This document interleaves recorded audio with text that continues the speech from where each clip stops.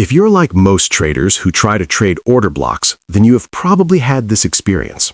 You mark out what looks like the perfect order block, enter the trade, and everything seems to be going great, until, out of nowhere, the price crashes through your level, leaving you with yet another stop loss. Over time, you start questioning your strategy. It's actually frustrating. So in this video, I'm going to show you how to identify the right order blocks, understand the market conditions that make them work consistently, and avoid those frustrating mistakes. We'll cover how institutional mechanics work and why these zones form, plus the exact criteria every valid order block must meet. You'll also learn about the 6 block types, including the one that outperforms all the others combined. And to make sure you're always on track, I've created 6 foolproof filter checklists to help you separate the real order blocks from the noise. By the end of this video, you'll have a complete execution blueprint that'll take your trading to the next level. I'm Z, and after 4 years of trading Forex, I've learned that many trading concepts are explained in overly complicated ways. That's why I'm here to break things down simply and clearly, just like I wish someone had done for me when I first started. This is educational content, not financial advice, so without any further ado, let's dive right in. An order block is a market area where large institutions, like hedge funds or banks, have placed a huge buy or sell order. Because of the large number of orders placed in these areas, the price tends to move sharply from these areas, giving us, the retail traders, an insight to smart money footprint. So, retail traders usually pay attention to these areas because prices often react when they return to them. When price returns to an order block, it can trigger a reaction from price. Price might reverse or start ranging from there because of the large concentrated orders at that level. You don't want to trade the market when it's ranging. You want to take the trade when price gives you a signal that it wants to reverse from there. An order block represents how big institutions manage large trades in the market. Institutional traders can't just place, let's say, a $1 billion Euro USD order at once because it would move the market against them. If they buy, it pushes prices up, and if they sell, it pushes prices down. So to avoid this, they will break the big orders into small orders, which are gradually placed in the market. For them to successfully carry out these orders, they go to an area in the market where there is lots of liquidity resting. That is why you will see an area of consolidation where the price stays in one range for a while, followed by a sharp price movement. This happens because the institutions have used liquidity in that area to fill their orders. You might ask, are order blocks and support and resistance not the same thing? To be honest, when I started trading, I used to think that they were the same thing actually. But here is a simple explanation to help clear things up. Order blocks and support resistance are both key levels on a chart, but they are different. Support resistance is formed from price rejecting a level multiple times, but an order block is formed when price moves sharply from an area. When price comes back to an order block, the strength reduces and it becomes less useful, but when price comes back to a support resistance multiple times, it gains more strength. The more price gets rejected from an area, the stronger it becomes. Inasmuch as they are different, they can be used together for confluence. If an order block forms at a support resistance level, then you have a confluence. In case you were wondering what confluence is, well, keep wondering. All right, that was a joke. Confluence is when different technical analysis methods all point to the same conclusion. Price does not come back to the order block because you drew a line in that zone. Price often comes back to order blocks for 2 main reasons. One is the leftover orders. When large institutions buy or sell, they don't always finish their trades in one go. Like I said a few seconds ago, they leave behind orders, some orders, at the same price level where they first bought or sold. Even if the price is moved away, those orders are still active. So when the price comes back to that area, those orders automatically blocks the price, get filled, and price reverses from there. The second reason is fair value gap, aka FVG, or imbalance.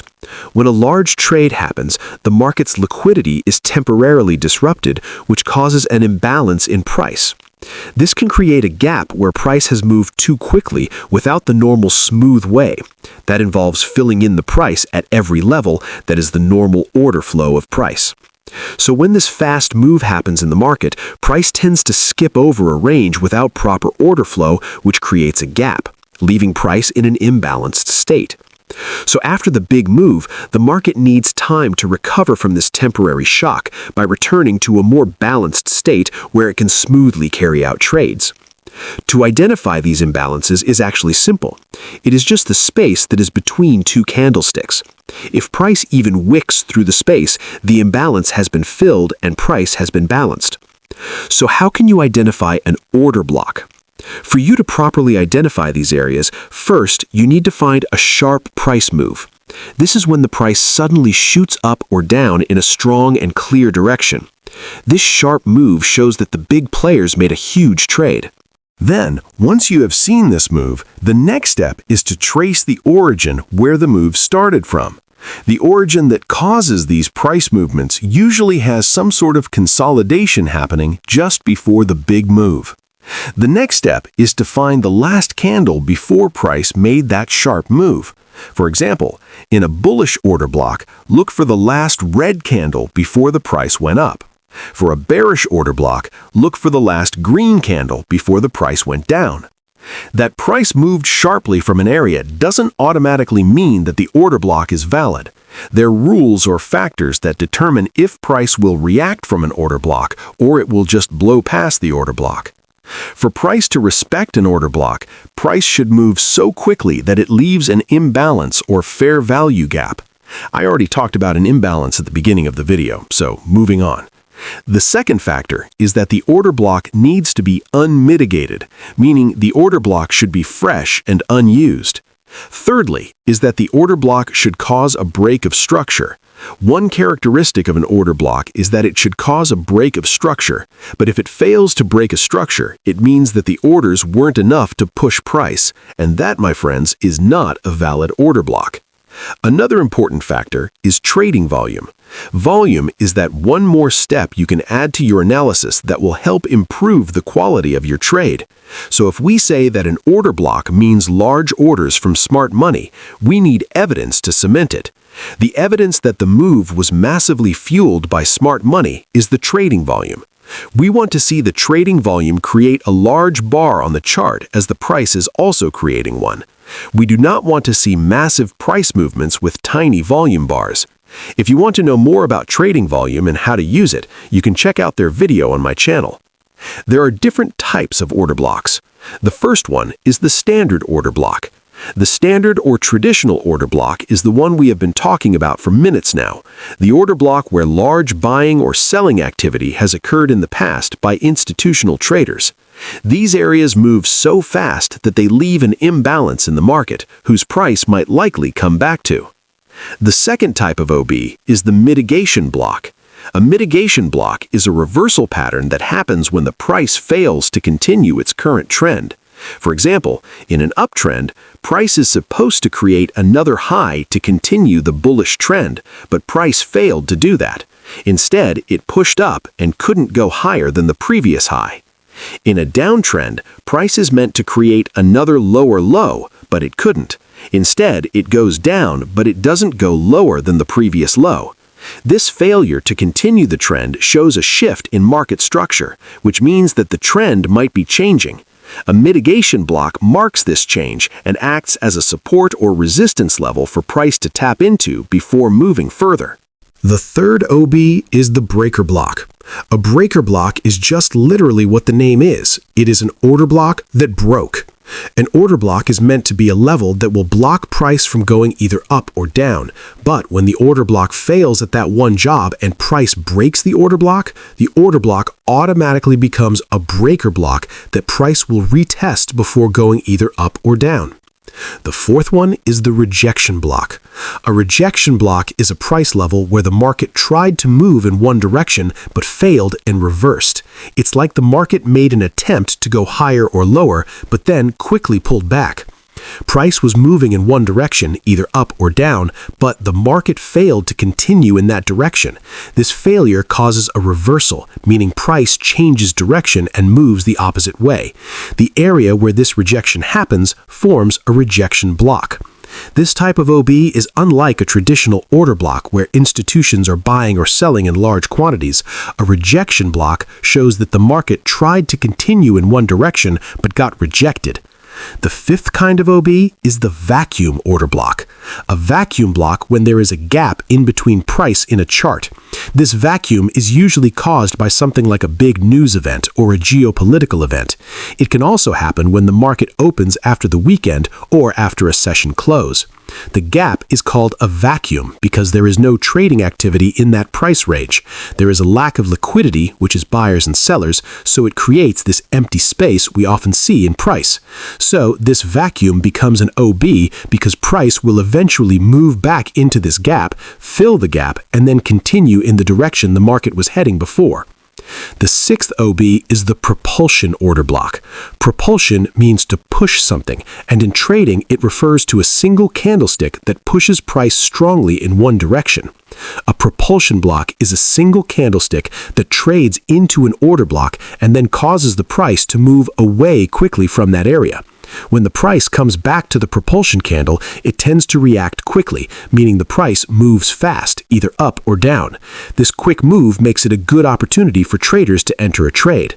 Like I promised at the beginning of the video, the best order block to trade is the standard order block because it represents an area where large institutions like banks, hedge funds, and governments buying or selling took place, which leads to a strong price movement, making it a reliable and well-established area where price can visit again. So, when next you identify an OB, I want you to use this 6-point checklist to filter out the low probability OBs. How did price move away from the area? If the price shoots up or down quickly, there's likely a real move behind it. If the price just drifted or moved slowly, it's probably price moving back and forth without much direction. Check for imbalance. A real order block leaves a measurable gap that shows a big move took place. If there's no gap, it means both buyers and sellers were active, which weakens the probability of the OB. Check out for a structure break. If the price breaks an important level, it means that the smart money actually pumped in money that fueled the move. The next thing you should check out is the trading volume. If the smart money actually fueled the move, then it should be evident in the trading volume. The next thing to check out for is the freshness of the order block. First-time touched order blocks are stronger. When price touches an OB multiple times, the orders are filled and the OB becomes weaker. The last thing I have on the checkout list is time frame. Higher time frame OBs are the strongest. Price can easily run through the lower time frame order blocks, but it has a higher probability of playing out in the higher time frame. The monthly and weekly order blocks are very high. The daily and 4-hour order blocks are high. The 30 minutes to 5 minutes are low. Any time frame you choose to mark out your order block, make sure the time frame is in alignment with the higher time frame. If the higher time frame is bullish, you should only be marking out bullish OB. And if the higher time frame is bearish, you should only be marking out bearish OB. Don't rush to mark every price consolidation you see as an order block.